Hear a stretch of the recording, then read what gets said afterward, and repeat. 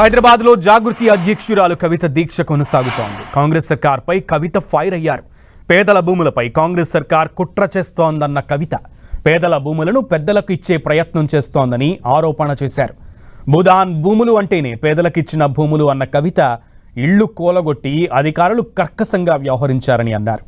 కూలగొట్టిన చోటే పేదలకు ఇళ్లు కట్టించి ఇవ్వాలని కవిత డిమాండ్ చేశారు.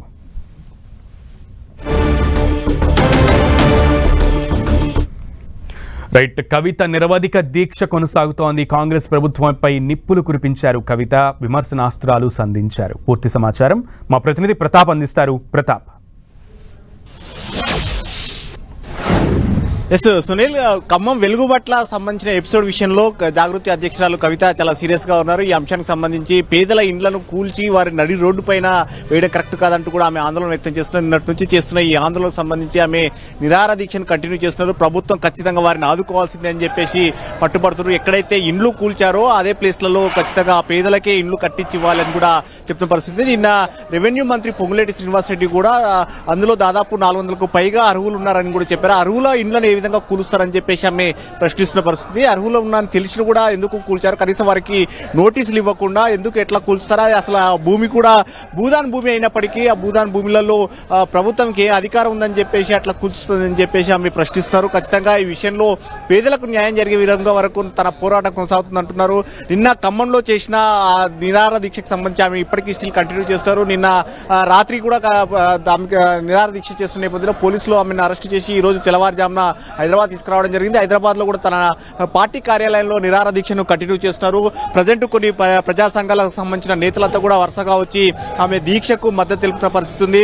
మనం ఇప్పుడు జాగృతి కార్యాలయంలో చూస్తున్నాం. పెద్ద ఎత్తున జనాలతో వారు వివిధ పార్టీలకు సంబంధించిన నేతలు కానీ ప్రజా సంఘాలకు సంబంధించిన నేతలు కూడా వచ్చి ఆందోళన కవిత దీక్షకు మద్దతు తెలుపుతున్న పరిస్థితి ఉంది. అయితే నిన్నటి నుంచి దీక్ష చేస్తున్న నేపథ్యంలో ఆమెకు చేస్తున్న దీక్షకు మద్దతుగా తాము కూడా దీక్షలో ఉంటామని చెప్పేసి కొంతమంది ప్రజా సంఘాలకు సంబంధించిన వ్యక్తులు వచ్చి కూడా ఈ దీక్ష చేస్తున్న పరిస్థితి. సో ఇప్పుడు చూడొచ్చు, జాగృతి కార్యకర్తలు కానీ అదేవిధంగా ఆల్ ఇండియా ఫార్వర్డ్ బ్లాక్ కానీ కొంతమంది నేతలు కూడా ఇక్కడికి వచ్చి మద్దతు తెలుపుతున్నారు. అయితే ఆమె మాత్రం ఖచ్చితంగా తన దీక్షను మాత్రం కంటిన్యూ చేస్తానని కూడా చెప్తున్నారు. ఈ విషయంలో ప్రభుత్వం వారికి న్యాయం చేసే వరకు తన దీక్ష కంటిన్యూ అవుతుంది. చెప్పండి సునీల్. ప్రతాప్, జాగృతి అధ్యక్షురాలు కవిత ఒక పెద్ద ఎజెండానే తీసుకున్నట్లుగా తెలుస్తోంది, కనబడుతోంది చూస్తుంటే. నిన్న ఖమ్మంలో చేసినటువంటి ర్యాలీ ఉధృతంగా మారడం, ఆమెను అరెస్ట్ చేయడం, ఈరోజు అదే ఎజెండాను తీసుకుని నిరవధిక నిరాహార దీక్షను కంటిన్యూ చేయడం, ఇదంతా చూస్తుంటే పెద్ద ఉద్యమానికే కవిత నడుం బిగించినట్లుగా అనిపిస్తోంది.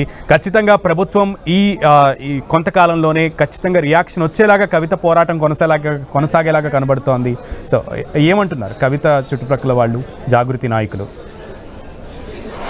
ఎస్ సునీల్, ఈ ఎపిసోడ్ ఖమ్మం ఎపిసోడ్ కు సంబంధించి చూసినట్లయితే ఎవరు చూసినా కానీ ఇది ఖచ్చితంగా కన్నీళ్లు తెప్పించే ఎపిసోడ్ లాగానే కనపడుతుంది. ఎందుకంటే వారంతా కూడా చాలా వరకు కష్టం చేసి రూపాయి పోగేసుకొని కట్టుకున్న నివాసాలు కాబట్టి ఆ నివాసాలు కళ్ళ ముందే కూలుతుంటే కొంతమంది ఆవేదన వ్యక్తం చేస్తున్నా కానీ వారు పడుతున్న తప్పన చూసిన ప్రతి ఒక్కరు కూడా పెద్ద ఎత్తున ఆవేదన వ్యక్తం చేస్తున్న పరిస్థితి ఉంది. అందులో భాగంగానే కవిత కూడా చెలించిపోయిన పరిస్థితి కనపడుతుంది. అందుకే నిన్న కూడా స్వయంగా ఖమ్మం అక్కడికి ఆ సంఘటన స్థలానికి వెళ్ళడం కానీ ఆ బాధితులంతా కూడా ఒక ఫంక్షన్ హాల్లో ఉండడం, అక్కడ ఉన్న పరిస్థితుల బట్టి ఆమె ఇంకా మరింత చెల్లించిపోయానని చెప్పేసి కాసేపు క్రితం టీవీతో మాట్లాడుతూ కూడా అదే అంశానికి సంబంధించి ఆమె చెప్పడం జరిగింది. అయితే ఈ విషయానికి సంబంధించి అక్కడ ఇండ్లు కూల్చి వారిని నడి రోడ్డు పైన వేసిన తర్వాత వారిని ఫంక్షన్ హాల్ వేసిన వారికి ఎలాంటి సదుపాయాలు కల్పించకుండా ప్రభుత్వం ఇబ్బందులకు గురి చేస్తుంది, ఆ పేదల పట్ల నిర్కషంగా వ్యవహరిస్తుంది, కనీసం అక్కడికి వచ్చి కలెక్టర్ కూడా పరామర్శ చేయట్లేదంటూ కూడా ఆమె ఆవేదన వ్యక్తం చేస్తుంది. ఈ విషయంలో ప్రభుత్వం ఖచ్చితంగా దిగిరావాల్సిందే. వారికి ఎక్కడైతే ఇండ్లు కూల్చారో ఆ ఇండ్ల ప్లేస్ లోనే వారికి ఖచ్చితంగా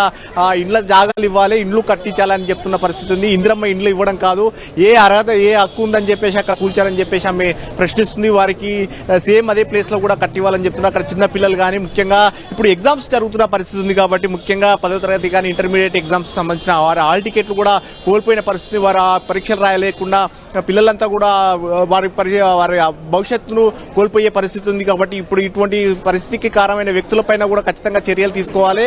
ఈ అంశానికి సంబంధించి ఖచ్చితంగా బాధితులకు, ముఖ్యంగా బాధితులు ఎవరైతే ఉన్నారో వారికి న్యాయం జరిగే వరకు తన పోరాటం కొనసాగుతుంది, తన నిరాహార దీక్ష కొనసాగుతుంది. నిన్న ప్రభుత్వం నిర్బంధంగా తనను అక్కడి నుంచి ఖమ్మం నుంచి కూడా ఇక్కడికి హైదరాబాద్ తీసుకొచ్చింది. అయినప్పటికీ ఇప్పుడు తన కార్యాలయంలో కూర్చొని దీక్షను మాత్రం కంటిన్యూ చేస్తానంటుంది. ఈ విషయంలో వారికి న్యాయం జరిగే వరకు తన పోరాటం కొనసాగిస్తానని చెప్పేసి కవిత చెప్తున్నారు. Sunil right Pratap, keep updating us Pratap. Thank you for